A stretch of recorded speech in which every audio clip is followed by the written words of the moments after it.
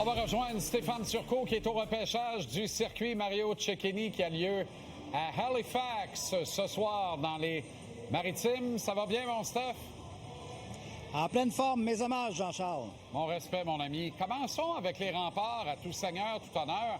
Parce que je pense pas de révéler de grands secrets, là, mais on a une entrevue avortée avec Simon Gagné à l'émission ce soir. Et le motif évoqué est un certain tumulte, là, une algarade ou des échanges musclés avec les autorités de la Ligue qui concernerait un premier choix de repêchage. Est-ce que tu peux nous dire quelque chose là-dessus?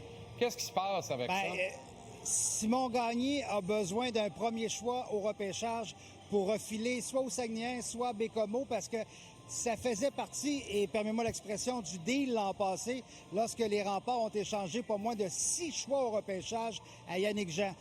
Simon avait dit, écoute, inquiète-toi pas, je vais trouver un choix de première ronde l'an prochain, je te reviens avec ça. Il l'a toujours pas trouvé, en tout cas, pour le moment, il l'a toujours pas trouvé, et c'est ce qui stresse beaucoup l'organisation des Remparts. Sinon, on sera obligé de céder sans doute un bon joueur, un joueur de talent pour l'équipe en question.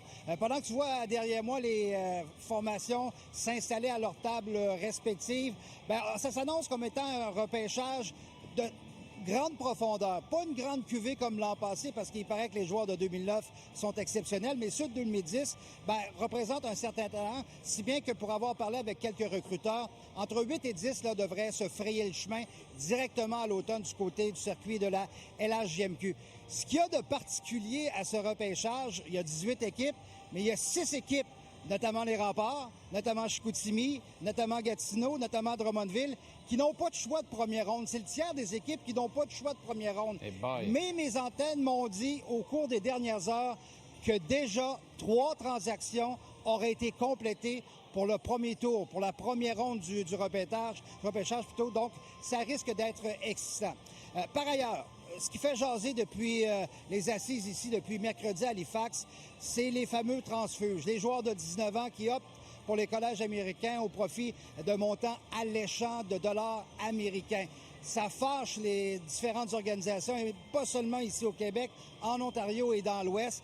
Et certains directeurs généraux à qui j'ai parlé souhaiteraient que la Ligue, la LHJMQ, la CHL réagissent avec peut-être un règlement de compensation monétaire. Parce que, de fait, on élève ces jeunes-là de 16, 17, 18 ans, puis à 19 ans, ils partent. Mais de 16, 17, 18 ans, on paie la pension, on paie la nourriture, on paie le transport, on paie les entraînements hors glace, on paie un paquet de choses. Alors oui, parfait, c'est beau, disent certains directeurs généraux.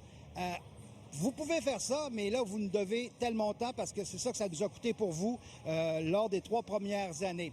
J'ai posé la question au commissaire Mario Cecchini. Tu vas voir, sa réponse est assez sec. Je pense pas qu'on va annoncer des choses extraordinaires. Attendez-vous pas à ça, là. On est 61 clubs, multipliez les coachs, les GM, les propriétaires. On est 8000 à penser à ça tous les jours au Canada depuis 1 an. S'il y avait une formule magique, elle aurait été trouvée depuis longtemps. La NCAA n'est pas réglementée. Elle fait ce qu'elle veut. Elle est 2 fois plus forte, elle est 2 fois plus riche que la Ligue nationale de hockey. C'est un monstre, c'est un problème. C'est un grave problème, en effet, mais je vais te relancer ce que je dis depuis... Moi, je regarde aller la fameuse loterie au Saguenay, là, Stéphane, puis je me dis, voilà un truc populaire très intéressant. Ouais. Pourquoi est-ce qu'on ne reproduit pas ce modèle dans tous les marchés de la Q?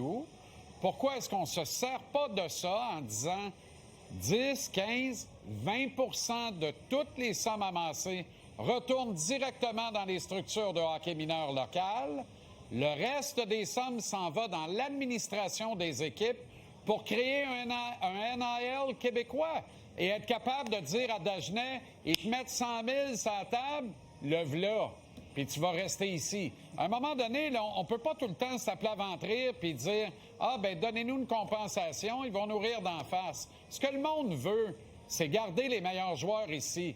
On veut voir jouer nos meilleurs ici, chez nous. On veut que Gavin McKenna joue au Canada. On veut que Maddox Dagenet joue au Canada.